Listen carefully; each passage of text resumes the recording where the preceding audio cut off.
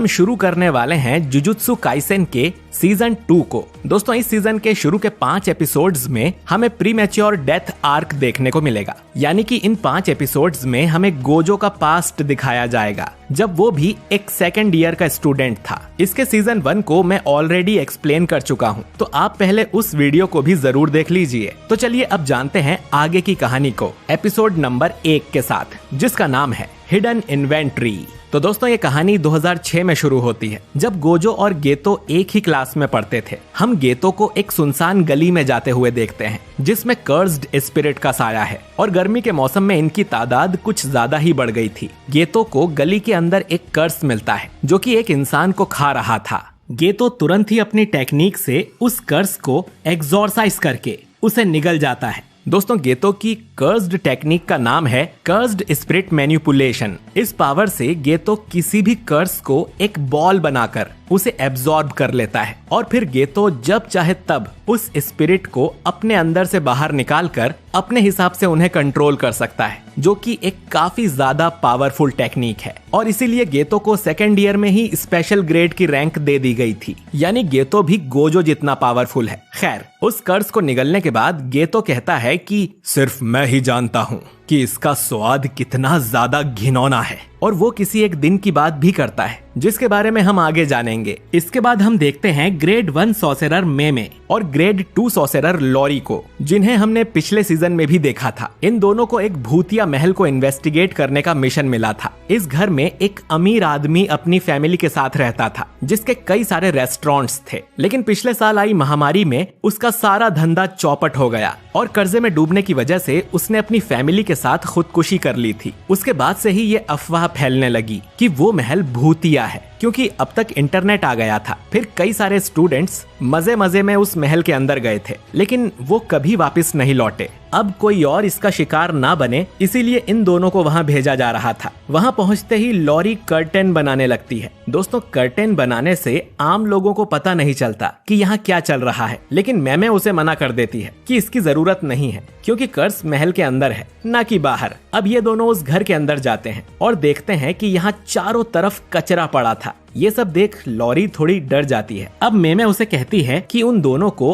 अलग अलग फ्लोर पर जाकर खोजबीन करनी चाहिए। वो लॉरी को सेकंड फ्लोर पर भेज देती है। लॉरी वहाँ के सारे कमरे चेक करती है, लेकिन उसमें कुछ नहीं मिलता और थोड़ी देर बाद वो एक दूसरे के सामने ही आ जाती हैं, क्योंकि ये सेकंड नहीं बल्कि फर्स्ट फ्लोर ही था। मेमे बताती है कि वो इसी एग्जैक्ट जगह से 3 बार गुजर चुकी है, यानी कि ये दोनों किसी तरह के लूप में फंस गई थी और वो इस हॉलवे से बाहर नहीं निकल सकती, बिल्कुल जैसा हमने चेनसॉ मैन में देखा था। खैर लॉरी पूछती है कि क्या ये कोई इननेट डोमेन है, जिस पर मीम बताती है कि इननेट डोमेन में आसपास की जगह भी बदल जाती है, यानी कि ये सिर्फ एक बैरियर है जो कि अंदर आने वाले लोगों को फंसा लेता है और इसी तरह पहले आए लोग यहाँ फंस गए होंगे और कर्स ने उन्हें मार दिया होगा। लेकिन इसका मतलब ये भी है कि कर्स बहुत कमजोर है, तो उन्हें बस इस बैरियर से निकलकर उस कर्स को मारना है। मैमे लॉरी से पूछती है कि उन्हें क्या करना चाहिए। अब लॉरी बताती है कि पहले उसे लगा था कि ये लूप एक सर्कल के जैसा है, लेकिन ऐसा नहीं है, बल्कि ये एक सीधी लाइन की तरह है जो कि ट्रेन के डिब्बों की तरह एक दूसरे से जुड़ता जाता है। तो लॉरी के हिसाब से अगर ये लोग बहुत तेजी से एक एक दिशा में भागे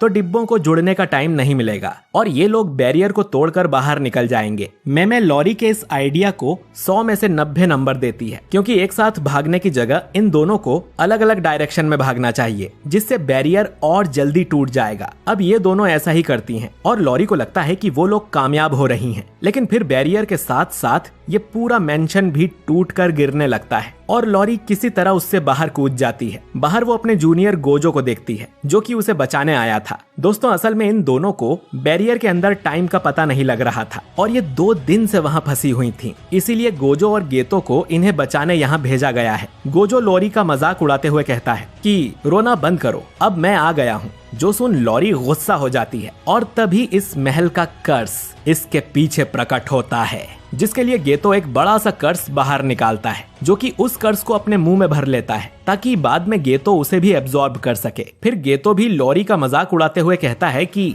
गोजो कमजोरों का मजाक मत उड़ाओ, जिससे लॉरी और ज्यादा गुस्सा हो जाती है। लेकिन यहाँ एक तीसरी स्टूडेंट भी आई हुई थी जिसे देख लॉरी खुश हो जाती है। ये स्टूडेंट शोको है और इसे भी हमने सीजन 1 में देखा था। लॉरी शोको से कहती है कि तुम इन दोनों की तरह बदतमीज मत बन जाना। मैमे को रियलाइज होता है कि वो दोनों 2 दिन से अंदर थी, तो वो इसकी एक्स्ट्रा फीस चार्ज कर सकती हैं। फिर वो गोजो से पूछती हैं कि उन लोगों ने कर्टन को बना दिया था ना। जो सुन गोजो, गेतो और शोको चुप ही रह जाते हैं क्योंकि वो तीनों ही कर्टन लगाना भूल गए थे। इसके बाद सभी लोग जुजुत्सु हाई में लौट आते हैं जहाँ पर इन्हें अपने टीचर यागा से डांट पड़ती है, जो कि आगे चलकर इस स्कूल के प्रिंसिपल बनते हैं। खैर, उन्हें पता चलता है कि वो गोजो था जो कर्टन लगाना भूल गया था, जिसके लिए उसे सजा मिलती है। अब ये तीनों स्पोर्ट्स रूम में जाकर बास्केटबॉल खेलने लगते हैं। गोजो पूछता है कि हमें कर्टन लगाने की जरूरत ही क्या है, जबकि आम लोग ना तो कर्स को देख सकते हैं और ना ही कर्स्ड टेक्निक्स को। गोजो ये भी कहता है कि कमजोर लोगों को बचाना काफी थकाने वाला काम है, जिस पर गेतो बोलता है कि जुजुत्सु सॉर्सरर का काम ही यही है कि वो आम लोगों की रक्षा करे।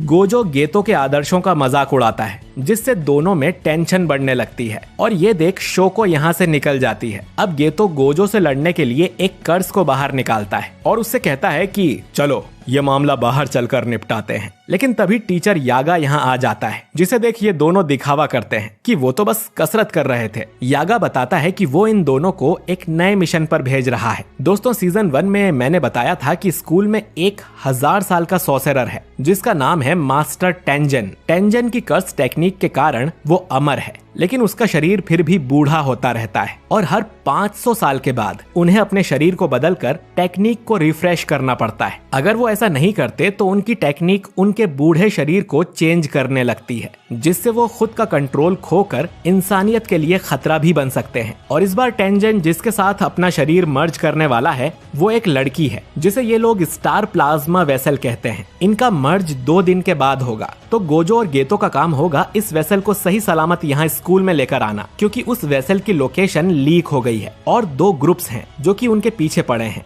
पहला ग्रुप है क्यू, जिसमें कुछ कर्स यूजर्स हैं जो चाहते हैं कि टेंजन इंसानियत के लिए दुश्मन बन जाए। और दूसरा ग्रुप है टाइम वेसल एसोसिएशन, जो कि टेंजन की गॉड की तरह पूजा करते हैं, लेकिन वो नहीं चाहते कि टेंजन किसी से मर्ज करे, क्योंकि इससे उनकी पवित्रता खराब हो जाएगी। और हाँ, इस ग्रुप में कोई भी कर्स यूजर नहीं है। खैर, इसके बाद गोजो और गेतो उस होटल के पास जाते हैं जहाँ उस वेसल को रखा गया था। गेतो अकेले ही अंदर जाता है और गोजो बाहर ही निगरानी रखता है। दोनों फोन पर बात कर रहे थे, जिसमें गोजो घमंड दिखाते हुए बोलता है कि हमें क्या दिक्कत हो सकती है, आखिरकार हम दोनों सबसे पावरफुल हैं। जो सुन गेतो उसे समझाता है कि इतना ओवर कॉन्फिडेंट होना अच्छी बात नहीं है और उसे अपने सीनियर्स से भी थोड़ा सभ्य तरीके से पेश आना चाहिए, क्योंकि कुछ दिनों में उनकी मुलाकात मास्टर टेंजन से भी हो सकती है। इसके बाद गेतो उस कमरे की डोरबेल बजाता है और अंदर से एक लड़की जवाब देती है कि वो आ रही है, लेकिन तभी वहाँ एक बड़ा धमाका हो जाता है। गेतो एक कर्स्ड स्पिरिट को कवच की तरह यूज कर खुद को बचा लेता है और देखता है कि वो लड़की बिल्डिंग से नीचे गिर रही थी। इसके बाद गेतो एक उड़ने वाले स्पिरिट को बाहर निकालता है और उस लड़की को हवा में ही पकड़ लेता है। ये धमाका क्यू ग्रुप के सोल्जर कोकुन ने करवाया था, पर वो देखता है कि उस लड़की को गेतो ने बचा लिया है। इधर गोजो पर भी एक सोल्जर ढेर सारे चाकू फेंकता है, लेकिन जैसा कि हम जानते हैं कि गोजो के आसपास एक इन्फिनिटी शील्ड है,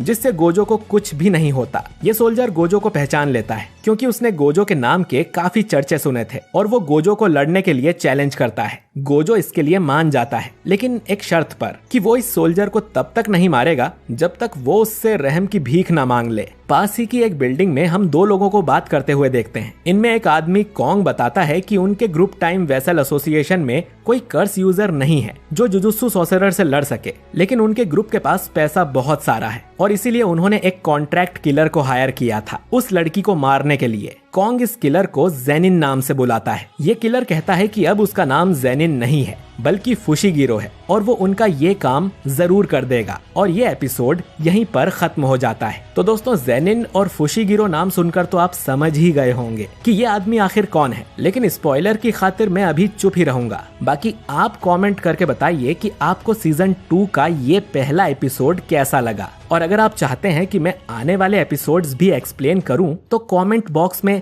यस जरूर टाइप कीजिए। बाकी वीडियो अच्छा लगा है तो इसे लाइक और शेयर कीजिए, और अगर आप हमारे चैनल पर नए हैं तो हमारे चैनल वाइपर एनीमे एक्सप्लेन्ड को सब्सक्राइब करके बेल आइकन जरूर दबाइए ताकि आपसे हमारा कोई भी वीडियो मिस ना हो। बाकी मैं मिलता हूं आपसे बहुत ही जल्द एक नए वीडियो के साथ। शुक्रिया।